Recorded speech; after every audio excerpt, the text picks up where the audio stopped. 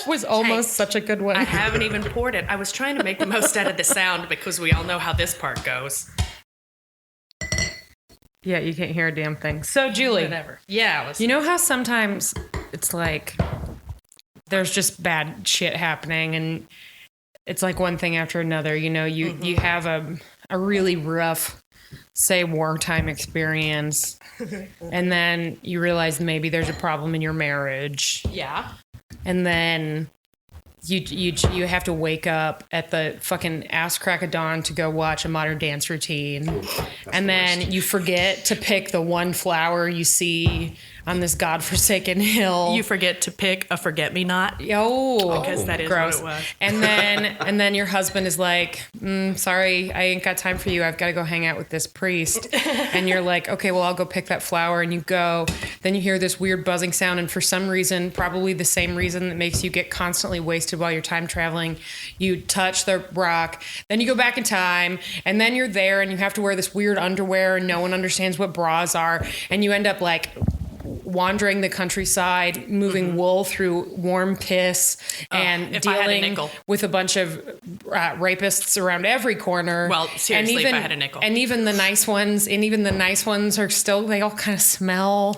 And then your hot husband, who you were forced into marrying, but as it turns out is great in the sack, gets sent away because some other dude had a meltdown.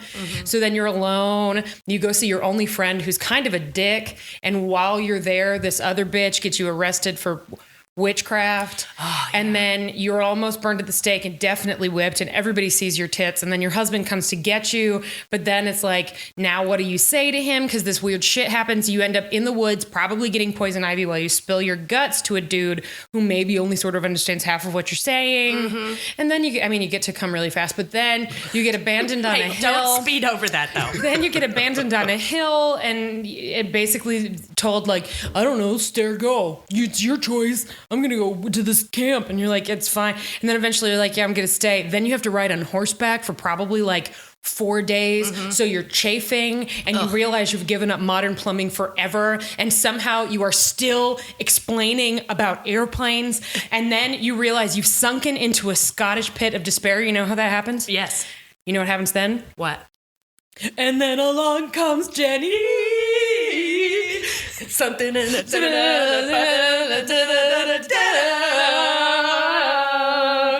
Something. Now my empty cup is as sweet as the punch. As sweet as the punch. As sweet as the punch. As sweet as the punch. We fucking worked the association into a bit. You. Me. That was my hats are off. My hats are off. All three. All three of them. I feel like every once in a while something happens where I realize I've been preparing my whole life for this moment. Like the time I got to write a story about Britney Spears and mental illness, or the time that I got to work a joke about the association into a podcast about Outlander. But really, I was watching this episode today and I went, oh, God. And then along comes Jenny. And I went, thanks, universe. Thank you. 2017 is great already. Well, I'm going to level with you before we do the introductions. I was ahead of myself in the rewatch. So I rewatched this Lallybroch. I rewatched it like 2 weeks ago. So I looked over my notes. But it's a little dusty up in the old mind grapes. Oh, no, it isn't. Because you want to know why? Some things you never forget. Your first time with Jenny Murray. Well, I'm not going to forget that. That shit never fades. No. The rest of it doesn't matter so much. So, hi, I'm Allison. I'm Julie. And that's Janine. Hi. Janine has a mic. Jenlander Drunklin, this one's for you. Yay. I saw that tweet. Yeah. We listen. And this is Podlander Drunkcast and Outlander Podcast. Today we are drinking what, Julie? We are drinking the fine establishment of Empirical Brewery, our friends, our champions. Their Comet Smash, you've heard us talk about it before. It's kind of a hoppy ale. It's really good. We've got another growler coming up of their oatmeal stout. That'll be in the next show. So you're getting a week ahead preview. Man, what we're that drinking. won't be in the next show. Look at this shit. It's going to be in like 10 minutes. Okay. Anyway, Empirical. Sorry. Brewery. I'm so sorry. Empirical Brewery. It's calling the science of exploring coffee. the science of beer. Thank you, guys. And we are talking about Lallybroch, which I didn't write down the number of. Season 1, episode 12. Thanks, Julie. Season 1, episode 12, otherwise known as the episode where you get to meet Jenny Marie beyond just seeing her tits. Mm-hmm. It's an important episode. It's a very important episode. It's I really love this episode, but I especially love her. Mm-hmm. And I kid about the airplanes. The explaining the airplanes is very sweet. But I just like to imagine that they're just riding along in sort of a contented silence for a while. And then he goes, so tell me about the big metal birds again. And she goes, okay. Like, quiet, clip, clop. What's his name? Donis. Donis, Yeah. clip, clop, clip, clop, clip, clop. And then he goes, so magnets. How do they work? Julie, I swear to God, I was 10 seconds from making that joke when you started speaking. That is so... Magnets. How do they work? I was wondering, in the future, has anyone figured out a way that you don't have to poop in a hole in the ground? Ground. Has anyone come up with a solution for that yet? Oh, I'm Irish now. Now I'm just Irish. That's a thing. Well, it's because I got Irish in my teeth because of a certain person who comes up in the next episode. Oh, I have some quality jokes. We'll get there.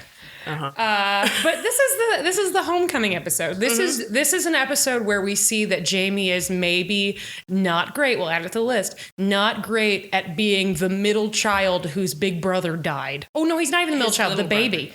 Is he the baby, or was it his little brother that died? No, older brother. Willie was supposed to. Oh God, pushing at my glasses. Book knowledge. Willie was supposed to be the laird. Okay. And then he died. So then Jamie was the laird. But I am pretty sure that Jenny is Jamie's elder sister. Mm-hmm. I feel that. You can just tell. Now I'm questioning myself, and all the book readers are gonna. Well, while you look that up, allow me to let everybody know how the episode opens. You know, I like the little opening buttons. And this one is a big, roaring fireplace, big stone hearth, nice kind of hooked rugs around, big comfy chairs, and then an enormous dog. She's middle. Jamie's the baby. Oh, okay. Go ahead. An enormous dog and a tiny dog. And they're both just chilling by the fireplace, looking right. And I said, I want to go to there. Yeah, who doesn't? That sounds real nice. It was very comforting. It's fair. Well, and that's what you're supposed to get. Even though, so Jamie, the whole plot of this episode, basically, what the episode is about in its, I don't know, boring story particulars, is Jamie comes home and is sort of a dick about it. Yeah. End of story.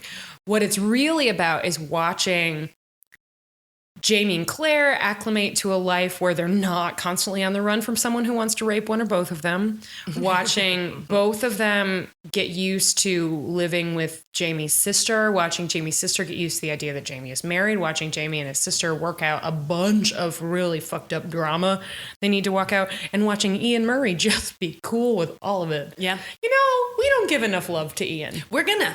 Good. We're gonna. Oh, good. Okay. So where do we start, Julie? I just thought about the dogs, and I thought about how one is so big and one is so tiny.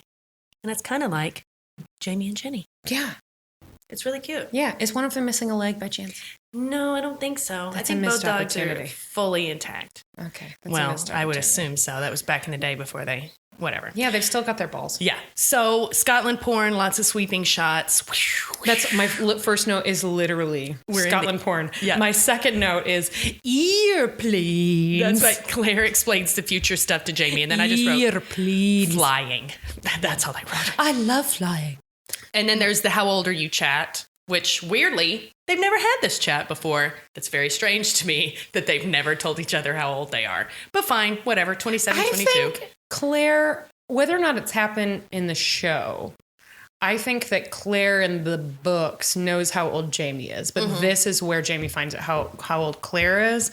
What And a in the gentleman. book, it What a goes gentleman. A little more into detail because part of the reason, because when you're 27 in Scotland at that age, you look like you're like 42. Oh, not so much in the show, because in the show, everyone's a goddamn movie star. Right. So, I mean, Right. Jenny, however old Jenny is, she doesn't look like she's 42. No. But maybe that's them good Fraser genes. Well, they are good. They are good-looking people. They the are very Frasers. good-looking people. Even that kid, even little Jamie, who's definitely not a bastard, is real cute. Oh, God, I hated that scene so much. Not because it was a bad scene, but because it really... We'll get there. We'll get there.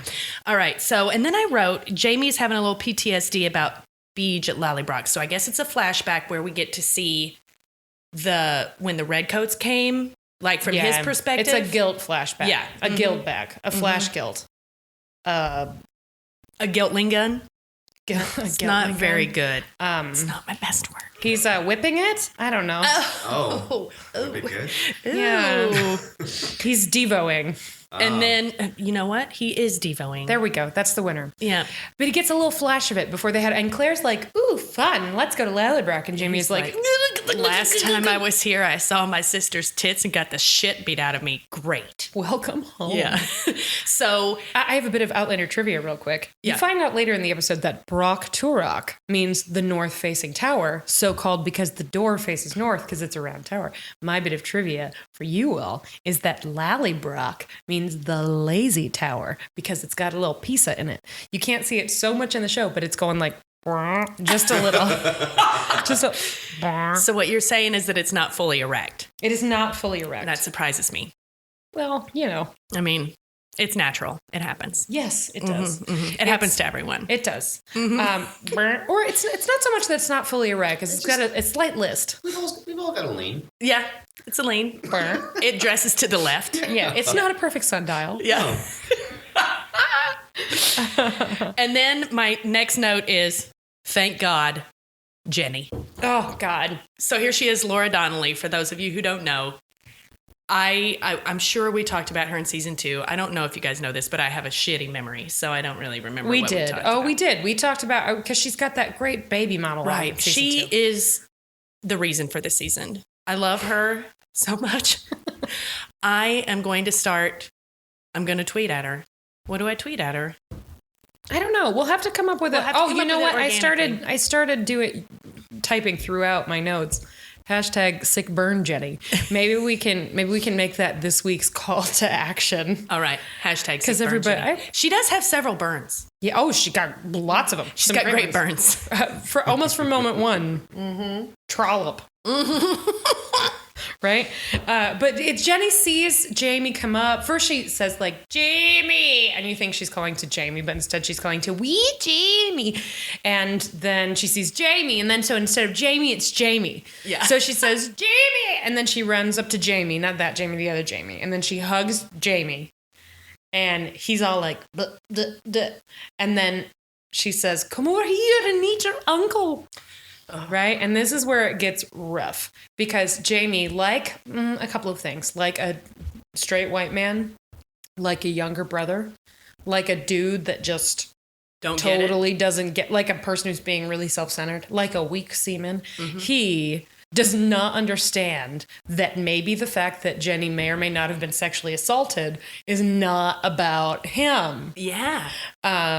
So he proceeds to say, oh, well, you named the bastard child of your sin after me. Is this to shame me forever? Burn it all down. Right? Jesus. Then he sees she's pregnant again. And then it's more to the say, is this one going to be named for me as well? And it's not you couldn't just fuck the dude once. You had to go and fuck him twice. Is this just to spite me? Oh my God. And you can see, this is where, if you're like, I'm so mad right human. Now. If you're like, well, let's say if you're like Julie and I, at least, if you're an appreciator of not human, fine scorn, the moment that Laura Donnelly's face shuts down, you're like, ooh, give me that popcorn, because it's so good. She's so disdainful. She's like, no, I can't have this. This is good. This is done. I'm ending this now, and it's the best. And that's before Claire tries to talk and she says, control your trollop's mouth or whatever the fuck she says. Yeah.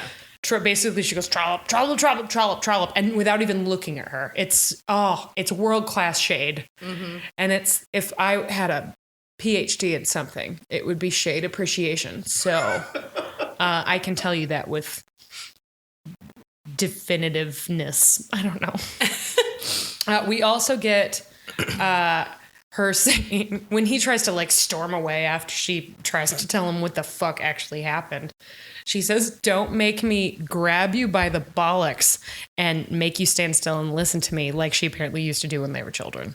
And all I have to say is that as a sibling never occurred to me. I didn't even have the chance. I had a sister. I didn't think that was. I mean, I guess you could have grabbed her.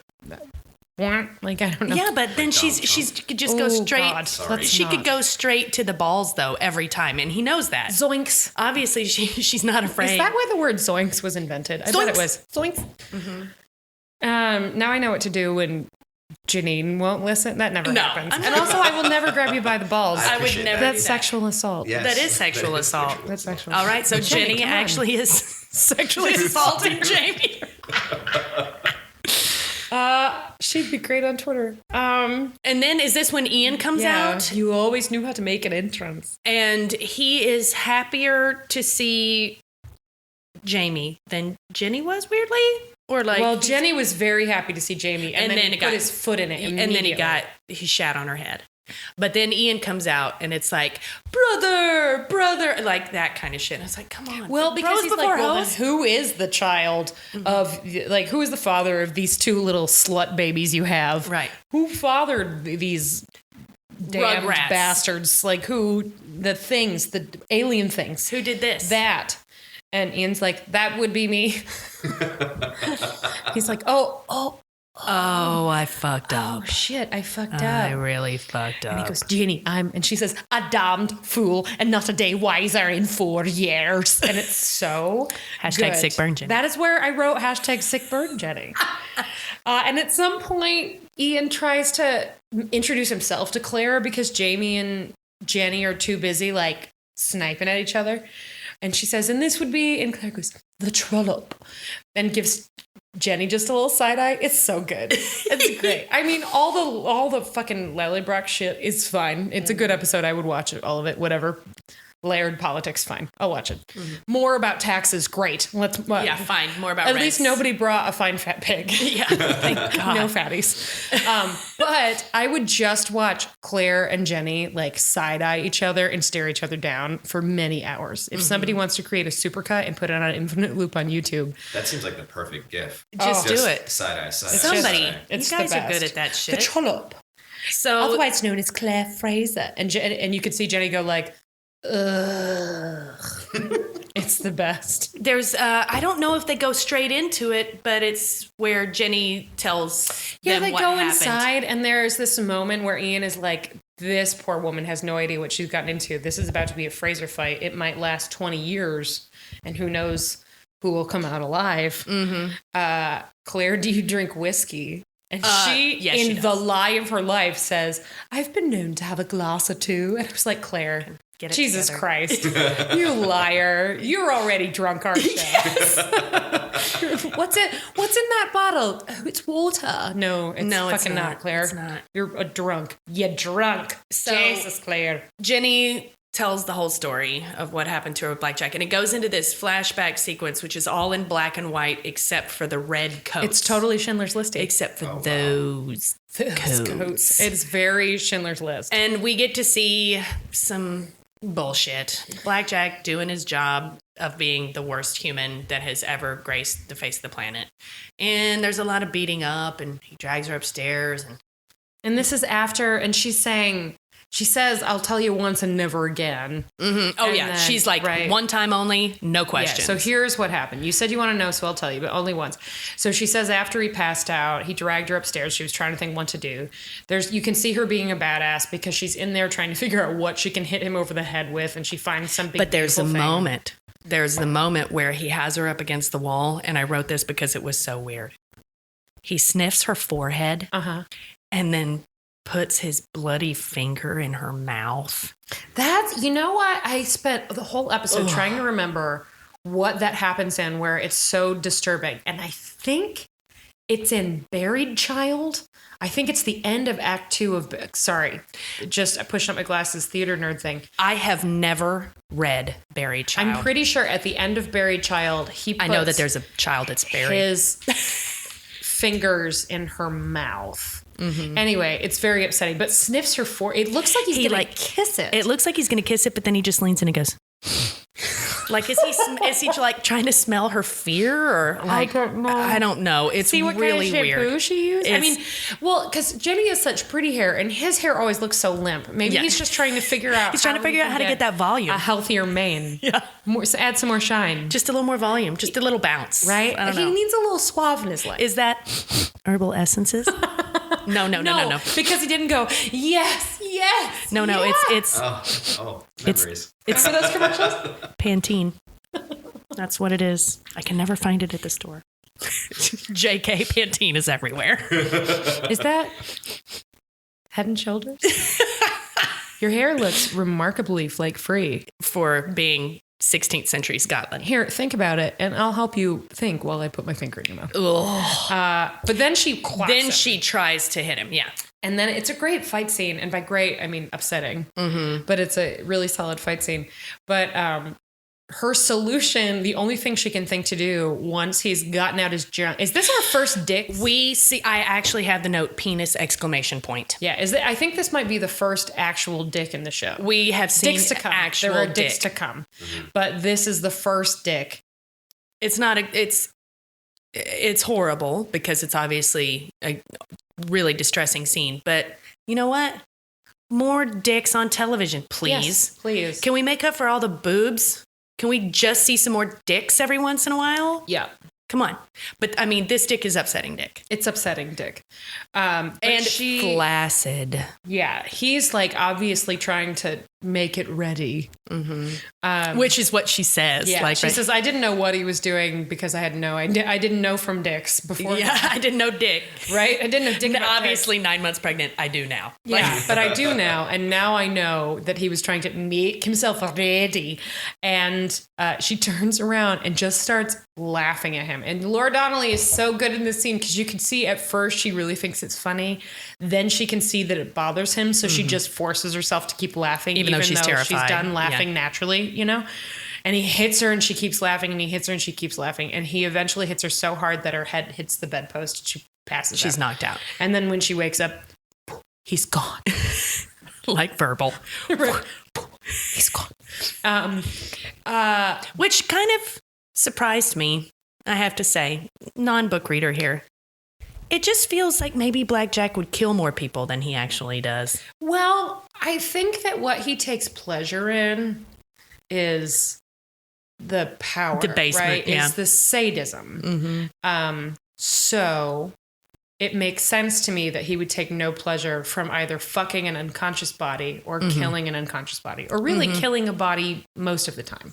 He is more interested in the power and the infliction of pain. How's the praise go? You can only kill him once. Yeah. Yeah. As we'll see later, he's more interested in domination in any form. But she figures it out. Yeah. She figured out the trick, which is Jenny to Murray laugh laughing at dicks since 1743. Dick laugher. You know what her favorite kind of joke is? It's a dick joke. It's great because the chicken laughed at a dick. Yeah, because she really loves a dick joke. You know the sound she makes when she laughs? What? Penis. Penis. Balls. So here's the question. So we just said this. So you believe that he wouldn't have raped her unconscious body. I think I agree based on your summation of his Yes, I think that predilections. His interests, and this is based on a couple of things. It's based on viewing the show, reading the books, and things that I've read about what Diana Gabaldon has to say about that character and his actual desires. Because, understandably, and we'll get to this later in the season, I won't go into detail because it doesn't matter. But there was some pushback that basically suggested that the Beej was gay, and that showing the only gay character in the show as being a violent, masochistic rapist was damaging. Sadist. Right? Yes. Right. Sadist. Yeah. Was I know my S from my M. Yeah, you do. Just kidding. No. That's a woman's secret. Don't tell Neil. It is a woman's secret. # woman's secret.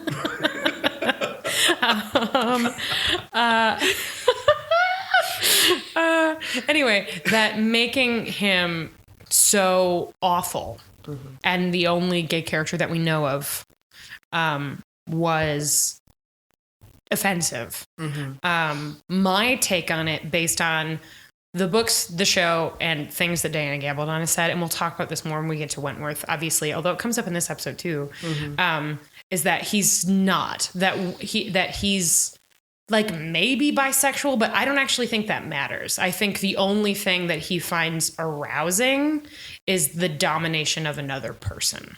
So is that why Jamie is like the paragon of his need, because Jamie is obviously so strong and like powerful, and so to really master with pride and without a lot of fear. Right. I think so.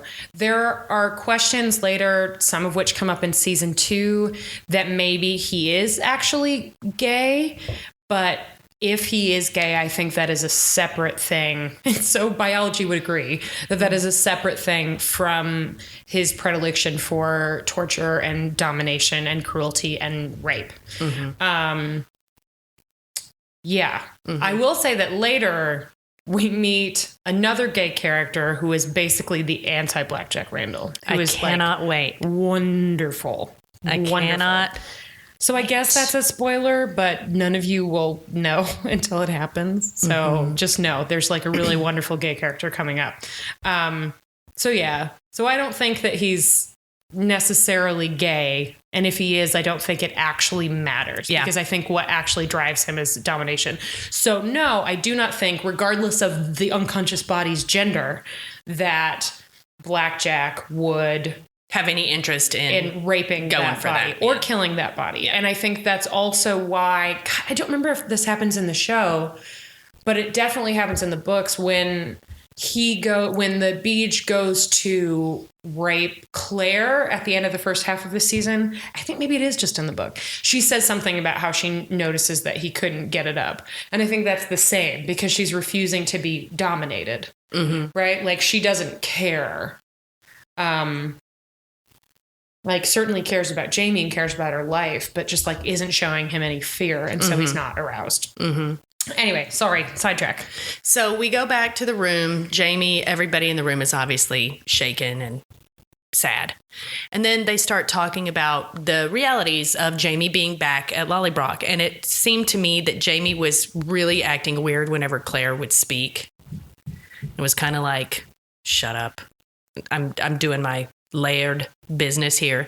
And then Jamie says, well, since you're back, obviously you should have the master bedroom. And Claire is like, no, please, there's no reason for you and Ian to move.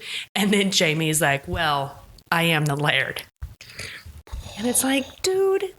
No delicacy at all. Yeah, it's like, dude, come on. It's like, I actually think it's a really interesting character portrait of a character that's otherwise almost entirely sympathetic every step of the way, because he's obviously so insecure about what he views as his fault. Like he's been living for years with the idea that he got his sister raped and killed his dad. Like, so coming home means that, like, he's coming back to the place where he allowed his sister to be raped because he wasn't man enough to fight off however many soldiers, 20 people with guns and then knives. Eventually killed his dad because he passed out while he was being flogged and wasn't really willing to have some stuff up his butt. So like his reaction is to be like, damn straight I'm laird. Yeah, look at my giant body. Masculinity so fragile. Right? So fragile. But at the same time you're like, who is this dude? Why are what you has he being such a done dick? with our romantic figure? Like, who are you? You asshole.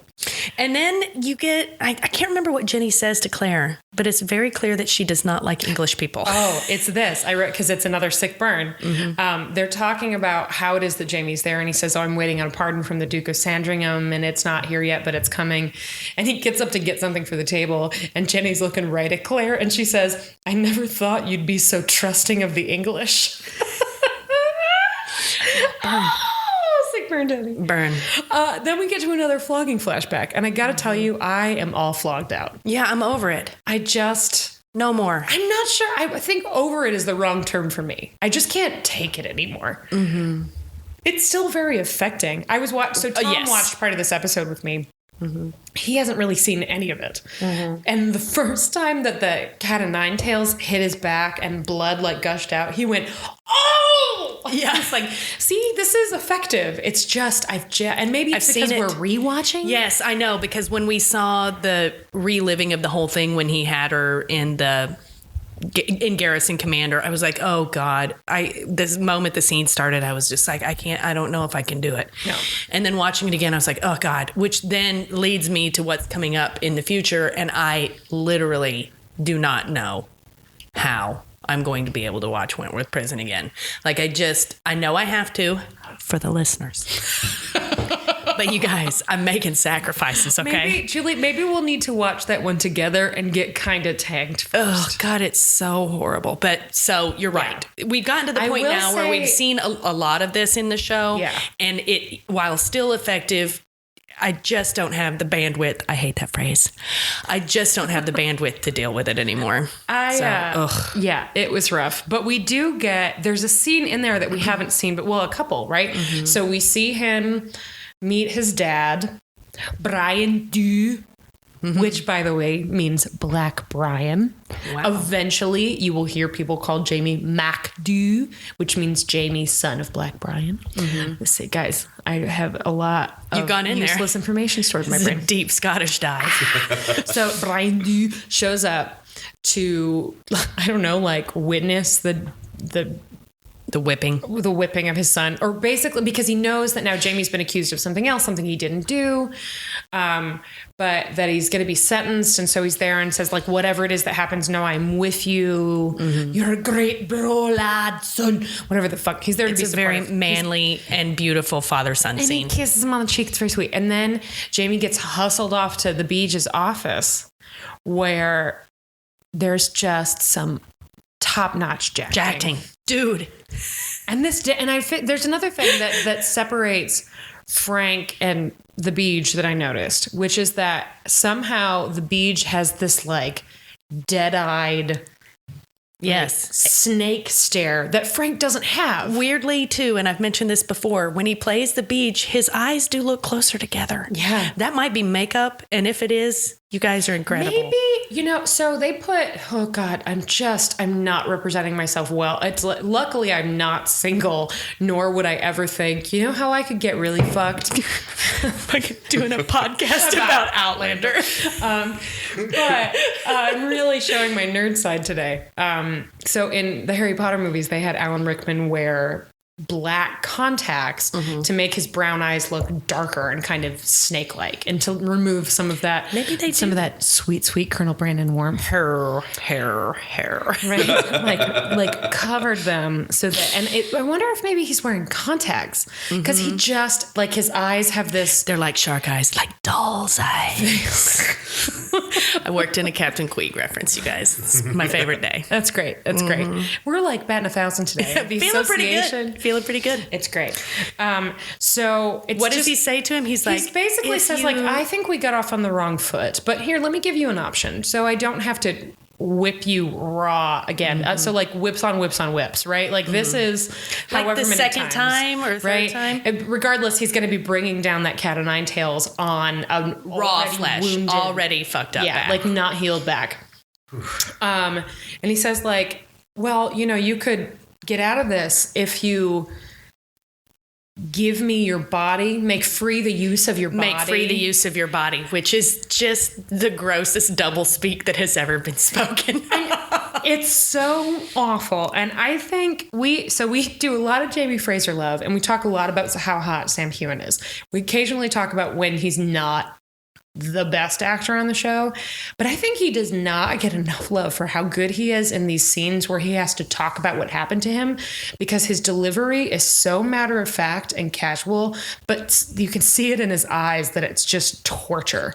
Like there's almost a little twitch. And when he's talking about, well, I thought about it and I didn't know if I could withstand another whipping, and I figured getting buggered couldn't be more painful. And it's so casual and it's almost like a joke, but it puts you in this man who realizes that he has two choices: to go through unendurable pain that might actually kill him, or get raped and not fight back. Those are his choices. And the thing that pushes him to decide is the knowledge that while his father, it's not, and he makes a point of saying, no, his dad wouldn't have, if somebody had raped him, his dad wouldn't think less of him for that, right? It's not like, so apparently Brian Du was also more progressive than Woke as many fuck. other dudes, right? Still today, right? But that he knew he couldn't look his father in the face if he gave this other man control over him. So he goes out, gets whipped, and then in a topically relevant moment, in a moment relevant to the couple of weeks we've had here, watching his son get whipped to the point where he passes out and might be dead causes Brian Du to have a stroke and die. Right there. In the square. Just drops. Boom. Like a sack of potatoes. Yeah. Done. It's like the potential death of a child just killed him. Which was always sad, but is way sadder right now. Yeah. Yeah, it was really rough. And that actor is really good, and that's a wrap on Brian. Yeah, that's a wrap on Brian Du. That's it. I don't even think he comes up in any flashbacks, does he? No, he's only in season 1 so far. Yeah. Maybe if there's flashbacks later. We may see him later. It's just, and right in the middle of that, in the middle of this horrific scene before Brian dies, but while Jamie's getting flogged and his feet slip in the blood, remember his feet slip, and you see the blood on the Beej's face, we get another shot of Dougal with that fucking Cookie Monster brooch. Yes. And I was watching and I just burst out laughing. So Amelia, this one's for you. You made me laugh inappropriately while I was sort of crying about Carrie Fisher and Debbie Reynolds. So I don't know whether to thank you for that or not, but it happened. That's what happened. Return of the Cookie Monster. And then when they come back and like Claire is really supportive, and so now you know the context in which Jamie's father dies, and he thinks maybe if I had just let this guy rape me, he wouldn't be dead. And Claire says rightly, like totally correctly, you have no idea, don't you think, if he raped you, he would have just still flogged you? And the answer to that is yes. But JB says, well, I'll never know. And that's awful. That's an awful thing to have to deal with. And then they go down to dinner. And because Jenny does not know what the fuck happened to her brother, she's all like, I noticed you haven't been to Father's grave yet. Were you going to go? If he was alive, he'd expect to visit today. Okay, I guess. Choices. Not knowing. She's like digging her foot into all of that. She is actually poking the Cornish game hen. Cornish game hen. Just like poke. One thing that we did not get to mention here that I must mention. Okay. So when they move into the Laird's bedroom, which is right before the dinner scene, I need you guys to go back and look at this bedroom. Oh, it's so gorgeous. Because it's blue. I don't think that there could be more blue on Earth. But it's so pretty. It's like walking into a blueberry. Is it like it's like the Blue Da Dion Da song? It's like just going over and over it's again. like got this really cool old wallpaper. Like the design is great, but it's just, I guess it's like feng shui, sleep in a blue room, sweet dreams. I don't know, but it is blue as fuck. I think it's beautiful. It does have a really nice fireplace though. Yeah. I'm going to give it props. Is that the fireplace of the dogs? I couldn't tell. Is that the main hearth of Lallybroch? Oh, No God, that way. was bad. It can't be the main hearth because that's got to be in a common room. No, I'm saying the dogs. Was that the main hearth? Yeah, I think that would be Regardless, it's a beautiful one. And there's a sword hidden under the bed. We're going to find that out. That's a great amendment. Oh no, we already did that. Was that that's right. Dad's knife under the bed. I said greater than Blair Witch bullshit. Yes, much better. Finding Dad's and Claire sword. gets to bust out her architecture or her archaeological knowledge. Claire must be like, God, it's so nice to be able to talk about my Uncle Lamb again. Right? So then we get to the rents. And all the little townies come to meet the new, queen of Lallybroch, lady of Lallybroch, Lady Broch Turok, lady of the north-facing tower. Nailed it. And in the midst of this, Jenny is all like, this bitch. Oh, at some point she says, have you ever run a house before? And it's like, obviously, no. And Jamie just jumps right in without consulting Ian or Jenny about what's been going on in the world. So basically he just walks in like he knows what the fuck he's doing, just like every man I've ever known. Yes. Oh, I can fix this. I got this. No problem. 20 minutes later, you call a plumber. Yeah, 20 minutes later, there's shit all over the floor and you're crying. Okay? So why not just cut that off at the pass and ask somebody with some fucking experience? But he lines up just like we saw in Rent, the episode. He's there and all the people from the, is it called a fiefdom? What is it? Clan?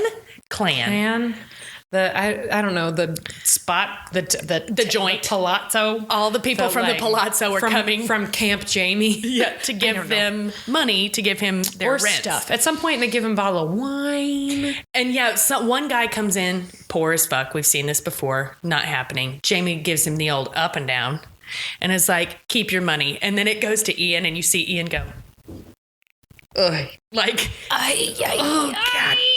Damn it, we're so poor and he doesn't know.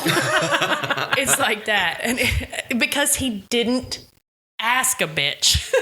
And she even said some things like, well, just so you know, the last 2 harvests have been really poor, not so so the good. Debts are piling up and we really need to make sure that there's a and he's just like, blah, blah, blah, blah, lady woman talk. What are you woman on your talking, period? You're on your period. You're on your period, right? Whatever, I'll do this. I got this. Hold on, I gotta go grab my wife's boobs. Yeah. And instead, so first he fucks that up. And then Claire is outside. Rightly. Claire does not do anything wrong in this particular scenario.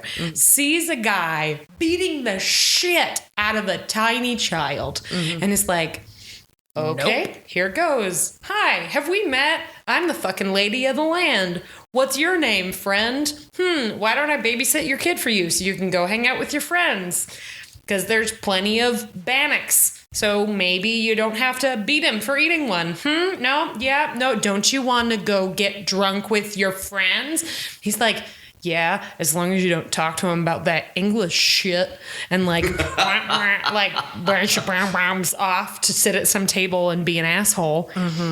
And then you see these awful bruises on his back. She takes him into the kitchen, and she and Jenny immediately they go into woman mode, as opposed to man mode, where you say, "I can fix this." And I'm so sorry, this is really sexist, actually. Hashtag not all men.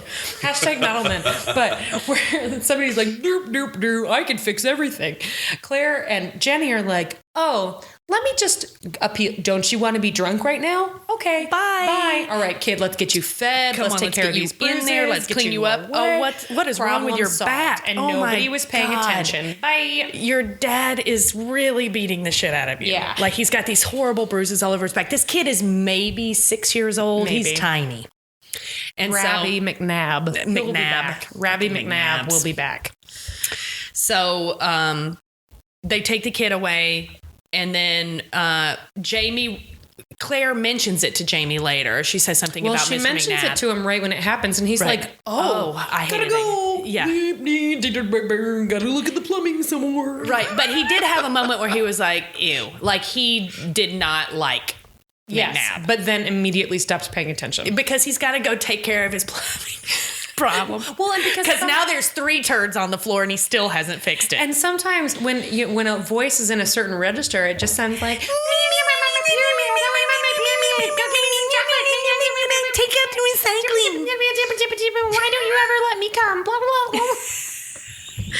guys are on fire right now. That is what it sounds like, though, really. I've heard it. And then the man voice is burp, derp, Oh, Swedish show, apparently. I do that for Neil all the time. Whenever I impersonate him for somebody, whenever he's doing something, I always make his voice sound like this. Well, I was doing this. He doesn't sound like that, you guys. Apparently, I think men sound like the Swedish chef. And women sound like Beaker. You know what? I'm realizing Julie and I are just doing like our own version of one of my favorite 30 Rock gags, which is this is how white people dial the phone. Beep ba boop ba beep ba boop ba beep. This is how black people dial the phone. Dap de doop dap de. It doesn't make any sense, okay? Well, actually, it does make sense. I'll walk it back and explain how. Because they are split up at this time, and Jamie is now expected to be in full layered mode. Oh no, I was talking about the way that black people and white people dial the phone. Oh, I'm sorry. I thought that was a larger make any point. sense. No. I was talking about the lady voice and the man voice. Oh no, it's totally and the thing is that we women, we don't tune out your beep. No, that's not true. Occasionally, I fucking tune out her burp a derp a deep a derp. I do. Occasionally, Tom goes, well, the thing about the current Blazers lineup is derp dee da. Sometimes Neil goes, today at the gym I squatted. Yeah. And sometimes Tom goes, we really need to talk about the electrical bulb. Yes. Just kidding. No, I care about our finances, I promise.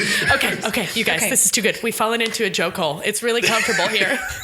I'm going to dig out of this joke hole. So Jamie hears Claire go, hey, this child is being abused. Don't you think we should, me, my period. And he's like, gotta go. But later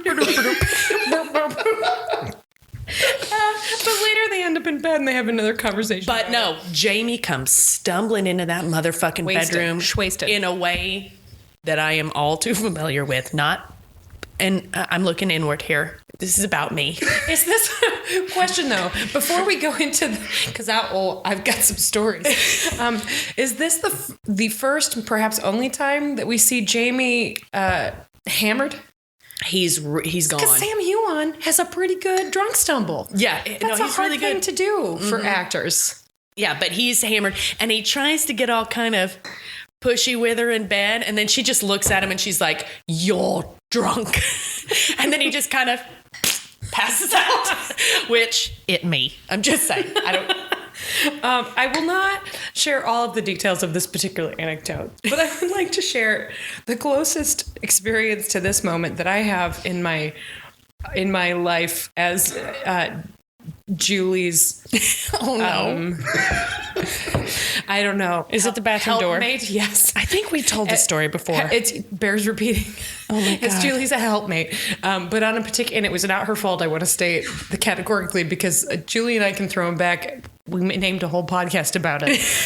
But in this case, she had worked all day on the 4th of July and got essentially heat sick while drinking and went from being normal Julie drunk to a complete and total veil drop in like 30 seconds. It was not normal. Anyway, so we have to get a cab back up here, and that was a whole mess. And I realized that there is not only no way that Julie is like getting into her apartment door without help, but I was pretty sure she wouldn't even know which building was hers. Mm-hmm. So we get out of the cab together, and I walk her inside, and I you take her keys. Awful. I unlock the door. I was like, and Neil's asleep, and I knock on the door. I was like, Neil, it's me, Allison.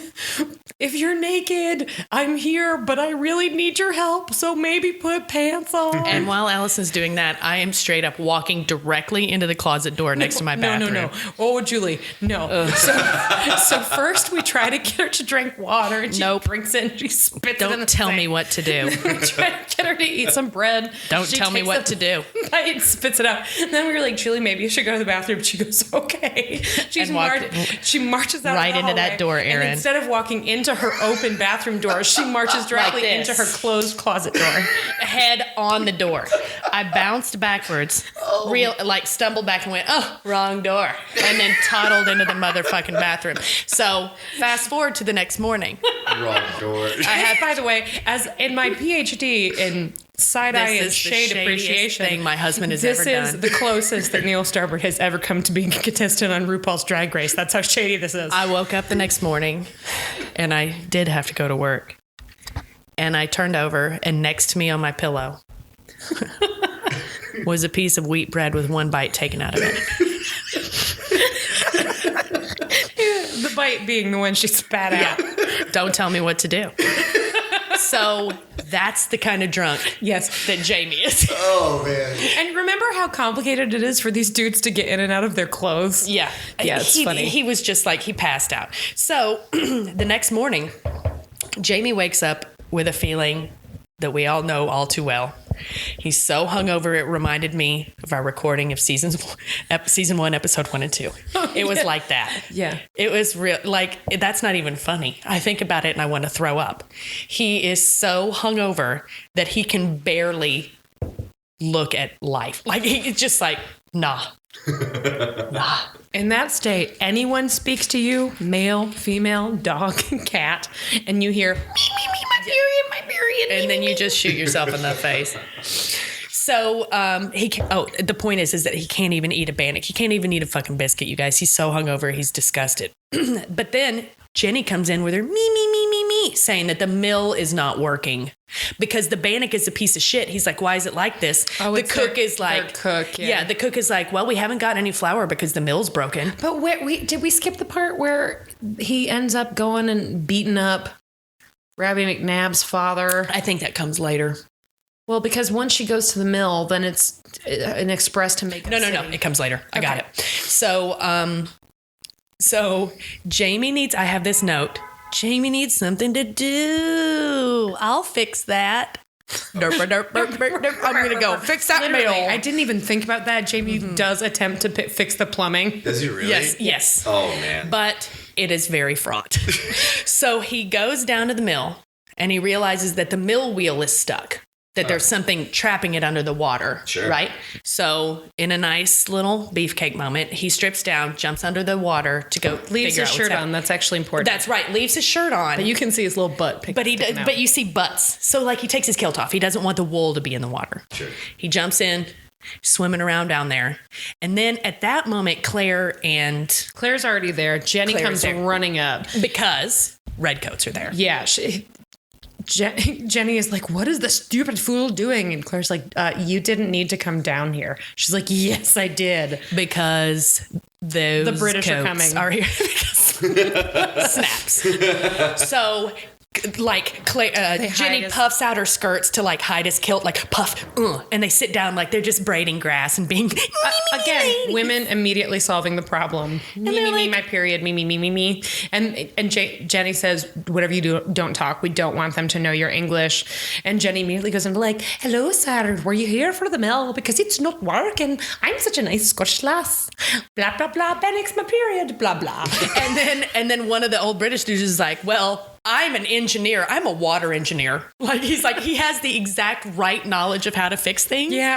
Because he says, I can take a look at that for you. And she says to his second in command, call your master back. He shouldn't be dealing with things he doesn't understand. And he goes, oh, no. His parents own a water mill. Yeah. The things you don't know. I don't know why I remember this line specifically.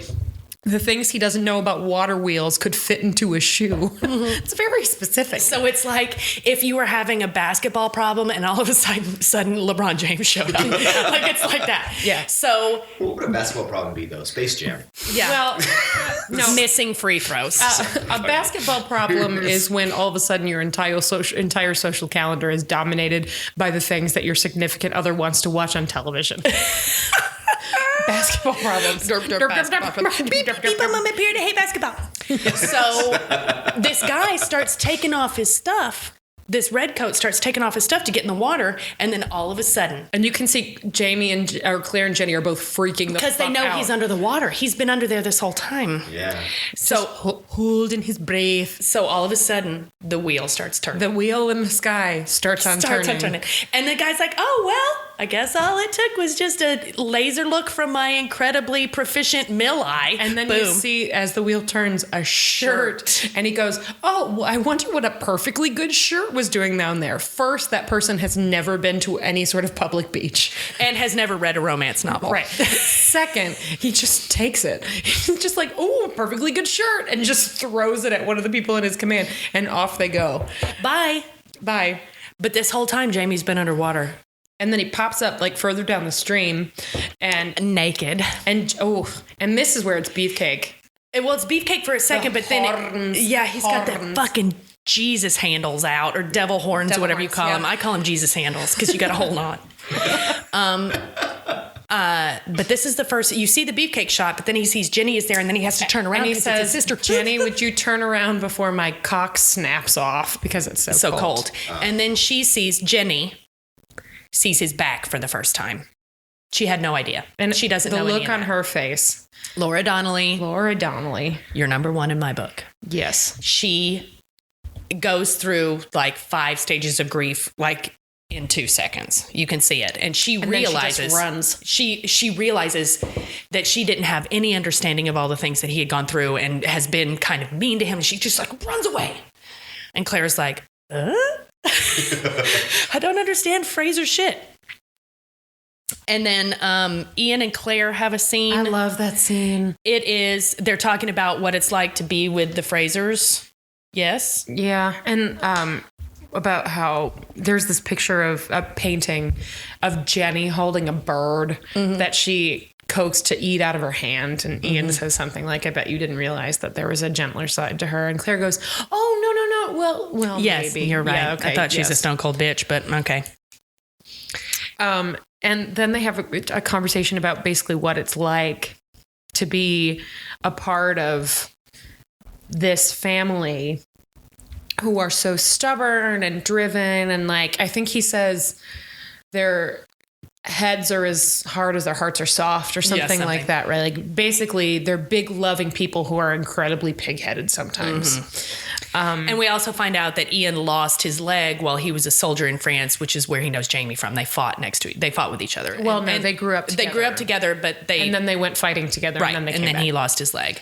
So Ian has been rock solid for a long time. He's been knowing the Frasers for basically his whole life. And he married up. I'm just saying. Yeah. Oh, he's great, but that's complicated. There's more about Ian. He's just a lovely, although I'm not sure we'll ever get much of it on the show. Ian is one of those fundamentally decent, steady, reliable, warm people that we all wish we had more of in our lives, but we don't. He's a total Jen Moniz. Yes. Right?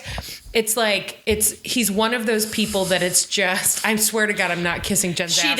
That came out. No, this was unprompted. It just came out. There are these So Jen, you're awesome. Jen, you're awesome. There are these people in life who are like drama-free zones who are just a constant repository of warmth and kindness and steadiness, and they'll always be the adult in the room. And like Ian is that guy. Claire is not that guy, but she realizes that like she needs to find her own way to be that person for Jamie, and rightly assumes that it needs to be like, no, listen to me right now. She essentially grabs him by the balls and doesn't let him leave. Yeah. Here, you are being stupid. I married Jamie Fraser and I haven't seen him since we got here. You're being weird and you need to be cool to your sister because you don't know if you'll ever see her again or, like all sorts of shit. Like she just gives him a pep talk. You're right. She does. She takes him by the balls. Yeah. And then Jamie realizes that his wife is correct and that he has been being a dick and that he needs to go out to his father's grave. And so he goes out there, and does he start talking to the grave? No, Jenny just shows up. That's right. So Jenny shows up, and then there's this great scene with Laura Donnelly and Sam Heughan where she unburdens herself a little bit about her guilt, about how she's been so shitty to him when she realized that he's been through so much. And I found out later in the spoiler section that they went to school together. Some school together. Yeah, we talked about this last week. Right. And so Sam Heughan actually maybe got her the audition or helped her I don't know how it worked. But it's very clear that these two people have known each other for a very long time. And this scene in particular, which just the two of them talking about their father is great. And basically what Jenny says is I assumed in some small dark part of myself has been blaming you that our father died because I assumed you ran your mouth off, which you do like an idiot, which is true. But now I realize that the way that your back looks, that can only have been made by someone who was deeply, deeply angry. And the only thing that could have caused that is me. I'm the reason you got whipped. Of course, they're both wrong. The reason that Blackjack Randall did that is because he's fucking Blackjack Randall. That's why. That's his MO. Yeah. But they eventually just like stop blaming themselves and stop blaming each other and find this sort of understanding. It's really lovely. And there's this great exchange at the end where Jamie says, just so you know, I would have died to spare you that. And she says, well, if your life is a suitable exchange for my honor, tell me why my honor is not a suitable exchange for your life. I wrote down that whole quote. Yeah, it's wonderful. And her delivery is so good. It's great. It's a great, great, great scene. And then that follows up with, I think, maybe the first time that they say, I love you in the whole show, which is underplayed. In the book, it's a big conversation. It's the very first time they say, Jamie and Claire, first time they say, I love you to each other is at Lallybroch. And I think that's this scene, but it just feels like they've been constantly saying, I love you, maybe because we see them fucking and staring into each other's eyes all the time. North Facing Tower, we got that. What's You Don't Belong Here, Claire? What was that? I don't know. I wrote that note down and I don't remember what I was saying. Oh, it's because she says, I'm starting to feel like I belong here. And I'm like, you don't belong here. Right. And then there's something about, I love you more today than I did yesterday. And I thought, I love you more today than yesterday. Do you see my little notes here? The notes next to the notes. But not as much as tomorrow. So then we end on a cliffhanger for the next episode, which is that the Watch is there pointing some guns at Jamie's head. She comes down the stairs. There's dudes pointing guns at Jamie's face. Blackout. It is a completely unnecessary cliffhanger to a great episode. I wish it had just ended. We didn't need the thing. But overall, one of the better episodes of the season, I think. I think it's all right because I know what's coming up, and what's coming up is one of my favorite episodes. Oh, yeah, me too. So this Not the next one, the one after. Yeah, the one after. I'm going to say this one's let's not rate it because we need to do the thing. Yeah. So, scales. God, there aren't that many costumes. When you're in deep Scotland, it's not... there's obvious skill in producing them. Knitwear. Although Claire does have that awesome, completely tartan dress. I'm not feeling it. On a scale of a regular episode of Friends to an episode of Friends that Ursula, Phoebe's twin, is in. Where does this fall?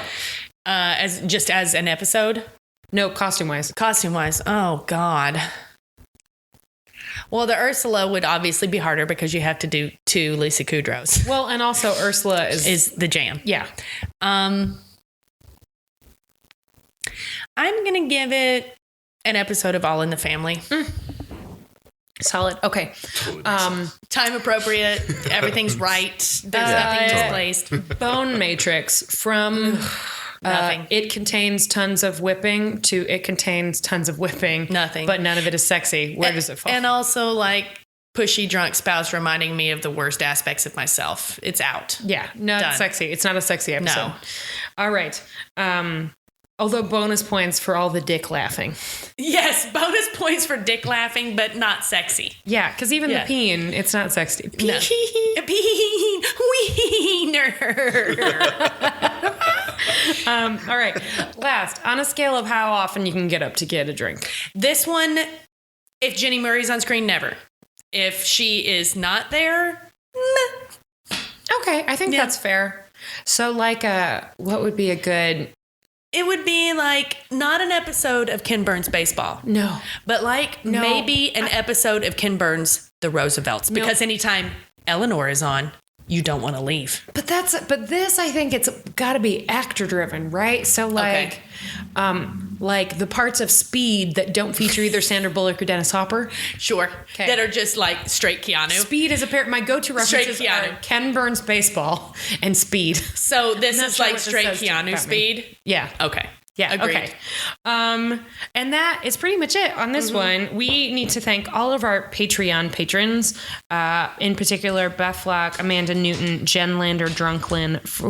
We know your secret. Now we know your secret. Hashtag woman's secret. Friday Payton and Kathleen Moniz, who has still not listened to the show. Oh my God. I'm kind of glad. I thought it was on the episode recently. I know, but Jen, yesterday we were talking. It's Happy 2017, by the way. This was recorded on New Year's Day. Last night at my house, Jen came over with some other people, and we were talking about it.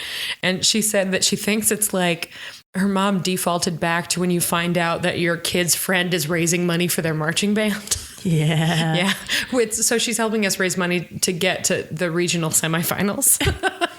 I can appreciate that. Or new uniforms or something. All right. Yeah. It's very sweet. Anyway, thank you to all of you so much for backing the show. If you want to be a Patreon patron, you get early access to episodes. We'll occasionally do bonus content. There's a level where you get t-shirts. Also, you get the satisfaction of knowing that you're making this possible. That is patreon.com/PodlanderDrunkcast. You can also find us on Facebook at facebook.com/PodlanderCast, on Twitter at PodlanderCast. And if you like the show, please leave us a review on iTunes, on Stitcher, on Google Play, anywhere else that you're listening. And then maybe show Empirical Brewery some love, especially if you're in Chicago, because I don't think you can get it if you're not. Yet. But Yet. They're going to take over the world. Maybe show them some love. Julia, did I miss anything? Nah, man. All right. Well, we will be back next week and in 5 minutes. It's time travel, man. It's always the best, too, though, because you guys hear this first episode and you listen to it and then you have a week separation. But what you don't understand is that we're just getting drunker. So always the second episode that we tape on any night is always weirder. So just know that this one was weird. The next one's going to be moss weird. We'll be back next week with The Watch, and hopefully the week after that with some news about when this show is coming back, because we're coming down the wire. They'll be letting us know real soon. It feels like they're going to make an announcement about it at least within the next couple of weeks. It does feel like they've been kind of ramping up towards it. Also, I think maybe by the next time we record, we will have watched Katrina and both of them lose a Golden Globe again. So we'll be able to talk about that. Although this year Carrie Russell is nominated, so I can't really hate. Yeah. Carrie Russell. For the Americans. Come on. Yeah. Anyway. She's pretty great. Anyway, that's it. We love you. Thank you so much. Bye. Bye. Bye.